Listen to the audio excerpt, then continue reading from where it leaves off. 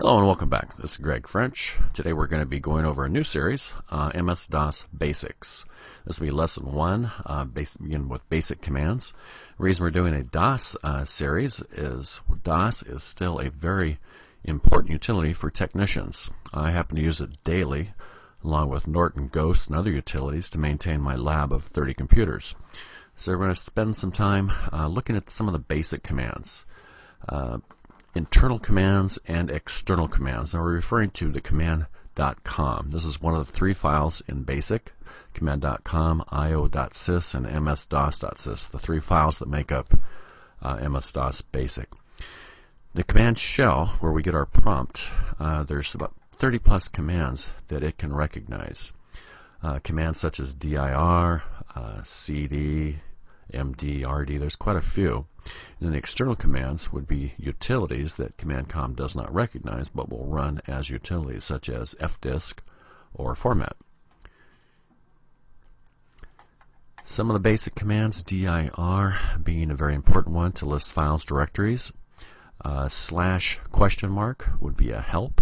Every command that we have, we can use this slash question mark to get additional information, such as switches or other syntax that we need in order to run the command. The asterisk, so the wildcard, can be used with these commands, like a filter. We'll give a demonstration of that. And then delete and copy are 2 additional ones. So let's come over here to our DOS, and we'll run some of these commands and take a look here. First thing we need to do is type cls. cls is a command that command.com understands, and it will clear the screen. First thing I want to do is type that dir command. Now we've got a list here of all the files and a directory inside of our C root. The directory is DOS. The 3 files, command.com, autoexec.bat, and config.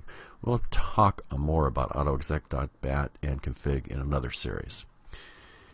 Now, we can filter the types of files that are seen by typing dir. I'll go ahead and clear my screen again first.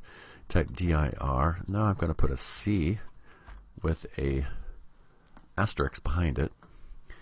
And you can see the only thing that came up was command.com and config.sys. So using the C, we can just look at files that begin with a C. Now we can also change this, and we can type dir asterisk dot say com, and we'll see all the files that end with .com. And there's one, command.com. So the asterisks can be very helpful in finding files and filtering files. Now there's also another command, del, which is delete file, but there's a parameter missing. I need to have something in there, so I'm going to create a file.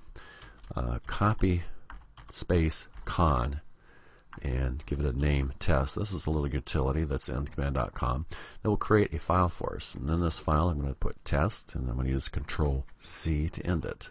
Now you see one file has been copied. Now to verify that I've created a file, I'm going to type dir again. You can see there's a new file here called test. Now to delete test, I just type del, test, and that file has now been deleted. So if I type dir, you can see test no longer exists. Now if I want to copy a file, I need again put a name of it in here.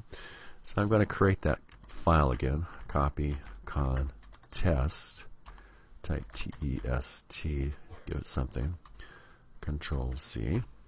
Now I have that file in here to verify. Type dir, and you can see test is in there again. Now if I want to copy that file, I can do a copy, test, and then I can place it someplace. If I just place it within this directory, you'll see that it says file cannot be copied into itself. So I'm going to copy test to another name, test2. And now if I type dir, you can see I have created a copy of test2. So now I have 2 files.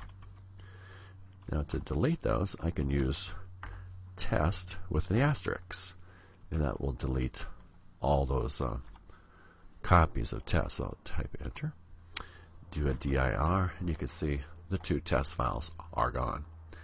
Let's look at some more commands. The next commands we're going to look at are cd, md, and rd. cd would be change directory, md would be make a directory, and rd remove directories. I'll show you some examples of those.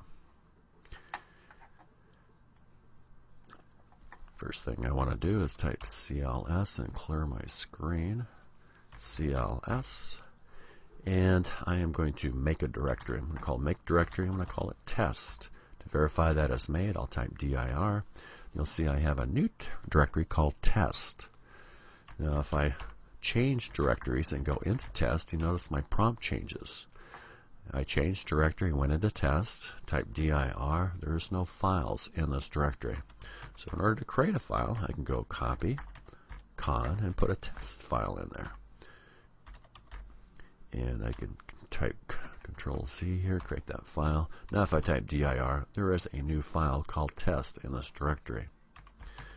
Now if I want to go back to the root, I can go cd /, and now I'm back to the root. If I type dir, you can see I still have my test directory.